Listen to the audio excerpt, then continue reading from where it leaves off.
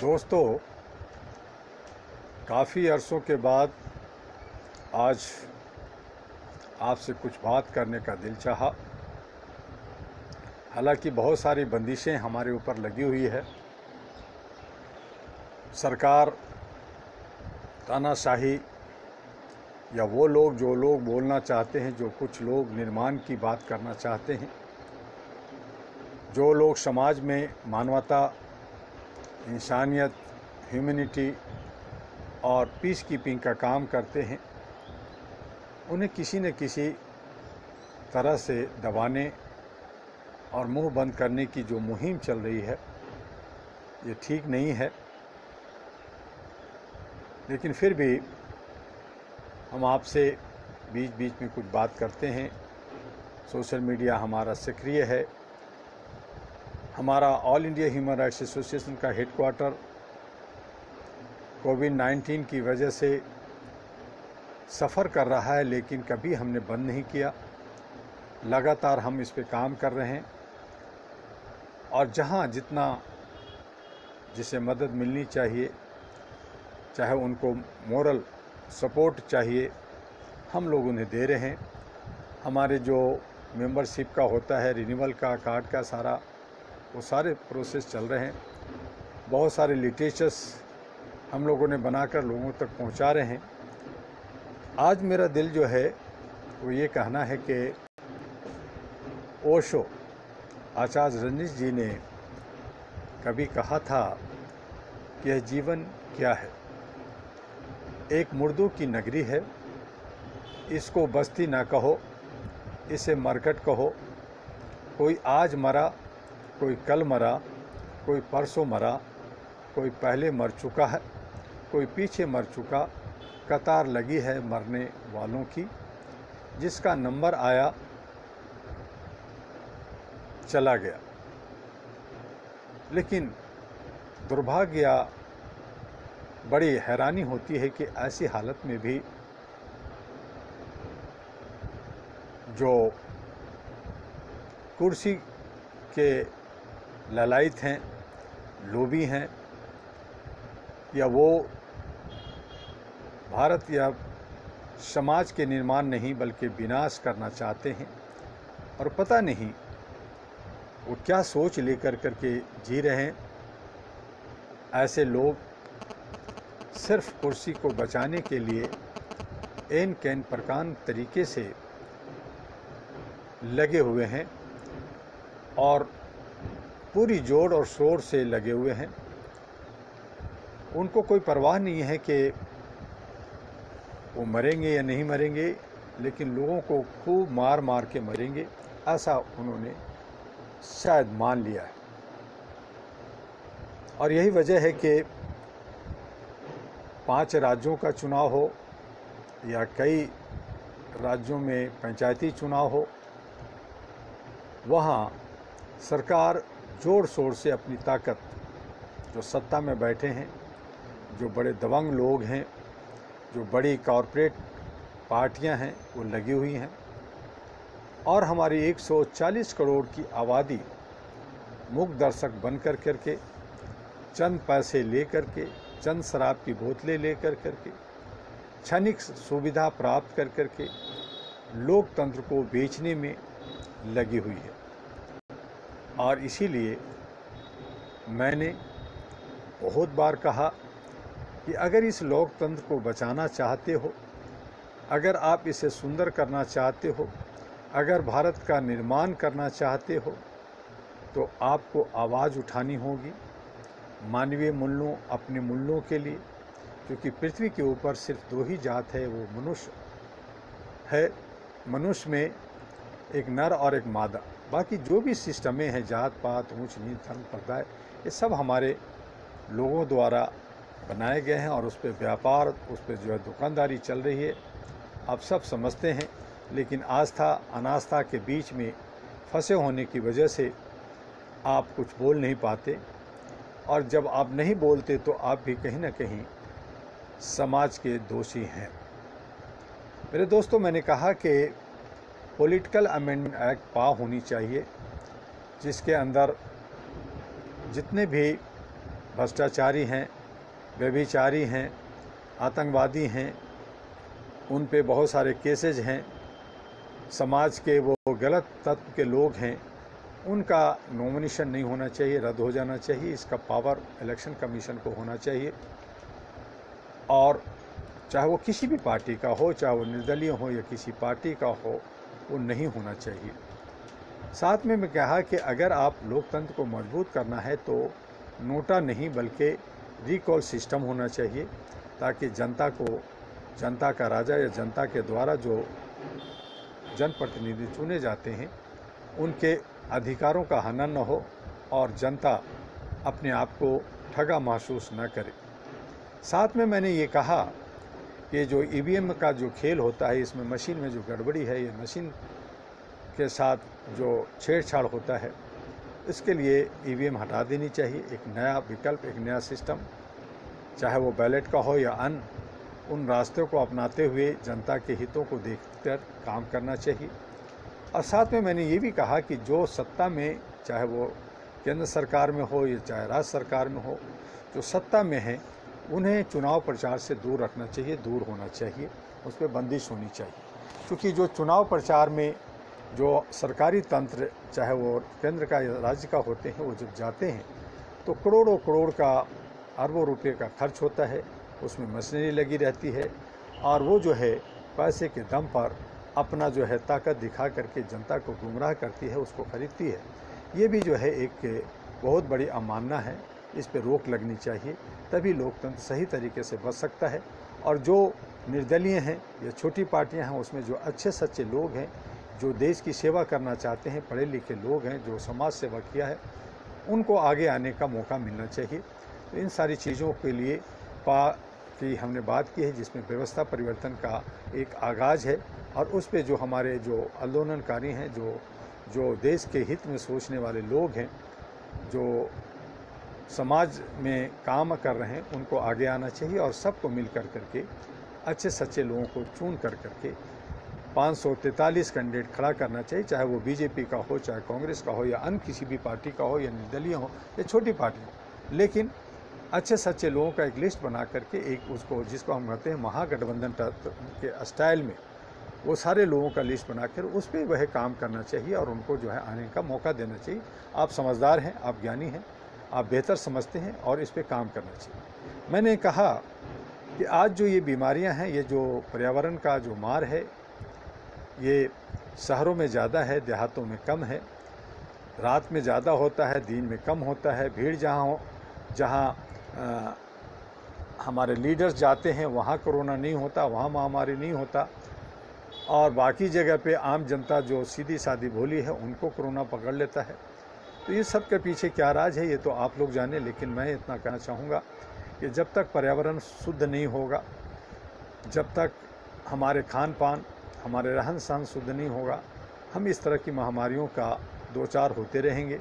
और इसके लिए ज़रूरी है कि जो हमारे भारत के जो कृषि प्रधान देश है, उस देश के अंदर बहुत सारी नदियां हैं, उन नदियों को जोड़ दिया जाए, और उसमें जो कल कल पानी बहेंगे, वहाँ का जो वातावरण शुद्ध होगा, उससे जो है पानी हमें सारे मनुष्य को, चाहे वो किसी भी जाति समुदाय के लोग हों, उन्हें पानी मिलेगा, रहने का जगह मिलेगा, बहुत सारे रोज़गार हमारे नौजवानों को मिलेगा, हमारे व्यापारियों को हमें बहुत सारे रोज़गार मिलेंगे, और सरकार को अरबों खरबों रुपया जो है उनको धनराशि मिलेगा, जिससे वो शासन प्रशासन सही तरीके से कर सकते हैं। वहाँ पे किसी तरह का चोरी चकारी या भ्रष्टाचार करने की आवश्यकता नहीं पड़ेगी। तो इस तरह से मैंने कहा कि भारत के तमाम जो नदियाँ हैं उनको जोड़ा जाए, उसकी सौंदर्यीकरण किया जाए, उसमें उसको जो है पर्यटक स्थल बनाया जाए। और अगर ऐसा होता है तो आप मान लीजिए कि सही मायने में भारत जो है फिर से विश्व गुरु और विश्व महान हो सकता है, एक नया भारत बन सकता है, जिसके आप बार बार कहते हैं कि नया Bharat, new India, shining India. तो ये तब हो सकता है जो भारत के तमाम नदियों को जोड़कर उसका विकास किया जाए, तो ये सारी हो सकती है। साथ में दिल्ली में मैं रहता हूँ, दिल्ली जो है भारत की राजधानी है, और ये जो है पूरे विश्व में दिल्ली का नाम होता है। दिल्ली के अंदर जो है हमारे बहुत सारे विदेशी पर्यटक आते हैं, और यहाँ से ही देश के अन्य भागों में जाते हैं। तो दिल्ली के जो दिल्ली बसा है, वो जमुना के किनारे बसा है। वैसे तो सारी नदी, सारे जो है शहर, ये हमारी जो सभ्यता है वो नदियों के किनारे ही बसा और पनपा, और आज वो सभी नदियाँ नाले हैं, इसलिए उनको जोड़ने की बात किया।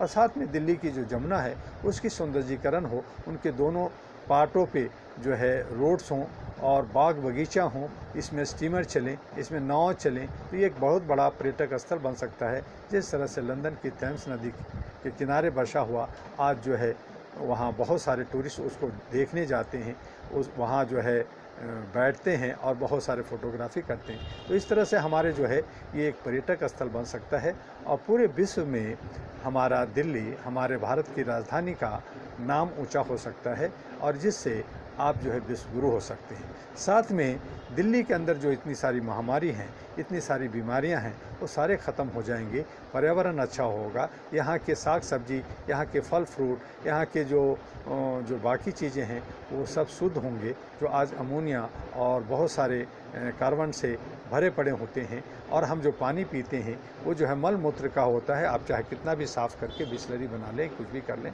वो फिर भी उसके अंदर कीटाणु होता है और उससे बहुत सारी बीमारियां होती हैं। तो उनसे बच करके हम करोड़ों करोड़ रुपए बचा सकते हैं, बहुत सारे लोगों की जीवन बचा सकते हैं, और इस तरह से हम लोग जो है एक तरफ भारत को विश्व गुरु बना सकते हैं, दूसरी तरफ आपके आय का बहुत सारे रास्ते निकलते हैं, बहुत सारे बेरोज़गारों को रोज़गार मिलता है, और हमारे जो किसान जो भारत के अंदर 94% थे, आज उसे तोड़ करके जो हमारे जो जनप्रतिनिधि, हमारे जो लीडर हैं, उनकी शक्तियों को तोड़कर आज लगातार तोड़ रहे हैं, और वो जो है 60-61% रह गए हैं।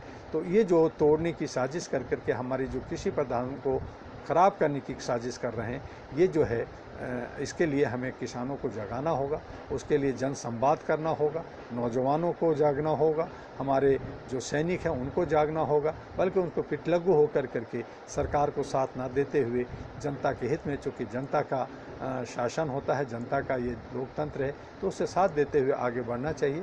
और इसीलिए दिल्ली के जमुना कोष की सौंदर्यीकरण और भारत की सभी नदियों को जोड़ते हुए निर्माण की बात अगर करें तो हमारे यहाँ कोई रोजगार की कमी नहीं होगी और विकास होगा, निर्माण होगा। तो ये एक पार्ट है जो उसको करना है, और साथ में जो व्यवस्था परिवर्तन है, जिसको चलाने वाले जो लोग हैं वो अच्छे लोग हों, उसके लिए पाक की हमने बात की है। हमने बिना किसी भेदभाव का, बिना किसी जात पात का हम इसको काम करना चाहते हैं। आज जो समाज के अंदर, आज जो भारत के अंदर कुछ लोग जो है दलित, शोषित, ऊंच नीच और जात और ये और वो, और कहीं गांधीवादी, कहीं कर्पूरी ठाकुर, कभी अम्बेडकरवादी, कभी मनुवादी, कभी जो है मूल निवासी, तो इस तरह से जो काम कर रहे हैं, ये सब जो है ये साजिशन के तहत जिन लोगों जो साजिश कर रखे हैं कि इनको ज़्यादा से ज़्यादा तोड़ा जाए, वो खुश हो रहे हैं। और आप जो है सोच रहे हैं कि मैं अपने समाज को जगा रहा हूँ, नहीं, बल्कि आप उनके साजिश का शिकार हो रहे हैं। तो आप उनसे बचना होगा। हम तमाम लोगों को एक संप्रभुता,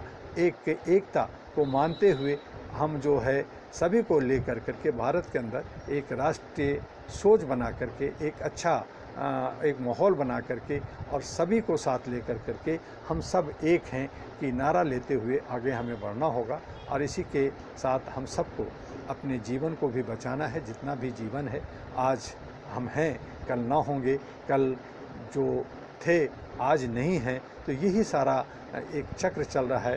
तो जो ओशो ने जो हमें कहा कि ये मुर्दों की नगरी है, इससे आप सबक सीखिए और इसे जो है एक बागीचा बनाइए, एक सुंदर बनाइए, ताकि हम जब जाएं यहाँ से तो हमारे पीछे की जो जनरेशन है, हमारे जो आने वाले जो नौहाल बच्चे हैं, जो ग्रसित होते हैं तमाम बीमारियों से। आप देखिए कि छोटा छोटा बच्चे में बहुत डांस करने की, गाने की, उछल कूद करने की बहुत कैपेसिटी होती है। यंग लड़कों तक जो है बहुत उनके पास हर कुछ करने की एक शक्ति होती है, लेकिन धीरे धीरे हर मनुष्य जो है बीमार होता है, कमज़ोर हो जाता है और उसकी शक्ति विछीन हो जाती है।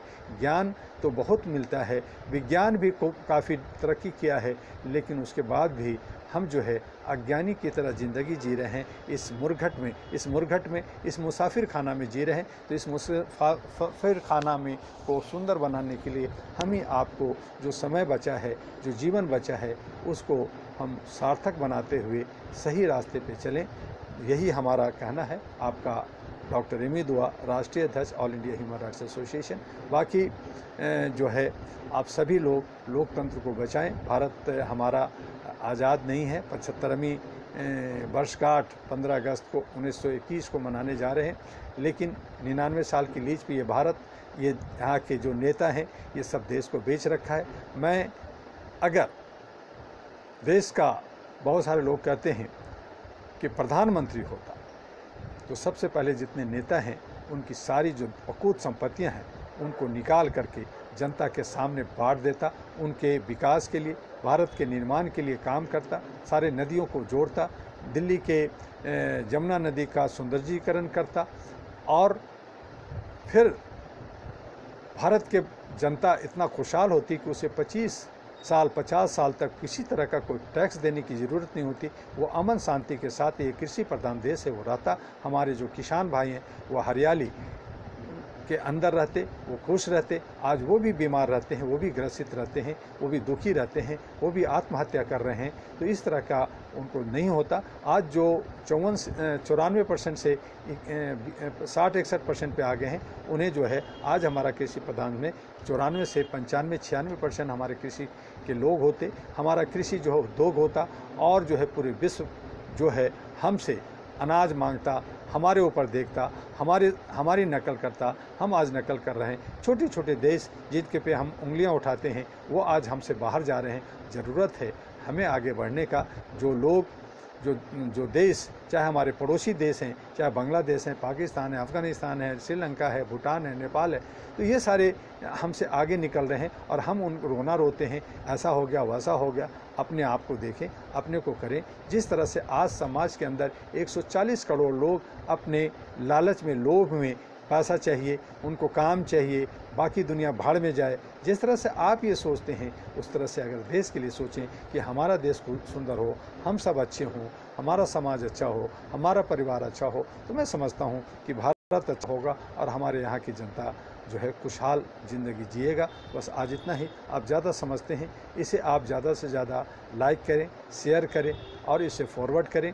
आप हमारे बहुत सारे डॉक्टर एमी दुआ, अहरा, अहरू, ahra.org, ahru.org, ahranews.org और anp.org.in, ये 4 वेबसाइट हैं, उन पे जाएं। फिर भी भारत के अंदर बहुत सारे ठग, बहुत सारे गलत लोग, बहुत सारे तत्व ह्यूमन राइट्स के नाम को बदनाम करना चाहते हैं। पैरेलल तरीके से अकाउंट खोल करके, पैरेलल तरीके से कार्ड बना करके काम करते हैं। उन सब से सावधान रहना है। और हमारे सभी सोशल मीडिया में हमने आपको जो है मेंबरशिप फॉर्म और स्ट्रक्चर ये सब डाले हैं। अब इनको ज़्यादा से ज़्यादा लोगों को समझाएं। ये भारत की नहीं बल्कि एशिया की पहली सिविल सोसाइटी है जो United nation, international bar association London, international bar association USA से जुड़ा हुआ है। भारत के कई अथॉरिटी से ये प्यार मोहब्बत पाता है। ये जो है सारे ब्लेसिंग लेकर करके एक संवैधानिक तरीके से, गलत तरीके से नहीं, बल्कि भारत के जो कानून है, जो हमारा प्रेम्बल है, जो हमारा संविधान है, हम उसी तरीके से चलते हैं।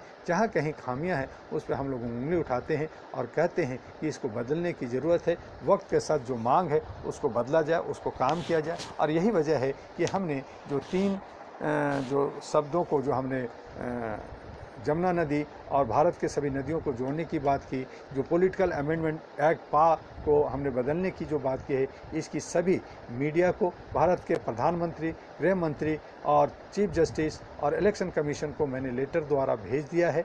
और बहुत सारे लिटरेचर के द्वारा हम लोग कोशिश कर रहे हैं। हमारे 36 राज्यों में जो 714 जो सेंटर्स हैं वो भी लगातार काम कर रहे हैं, बहुत अच्छे काम कर रहे हैं।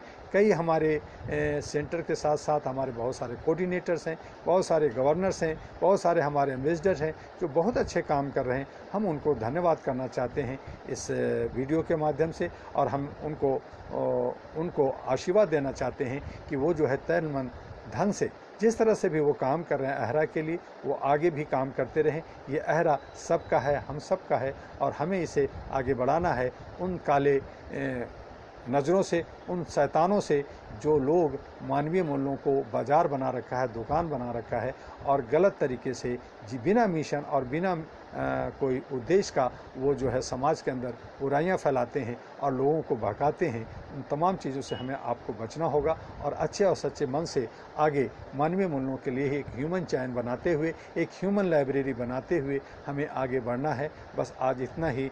जय हिंद, जय भारत, नमस्कार। आपका डॉक्टर इमोतो।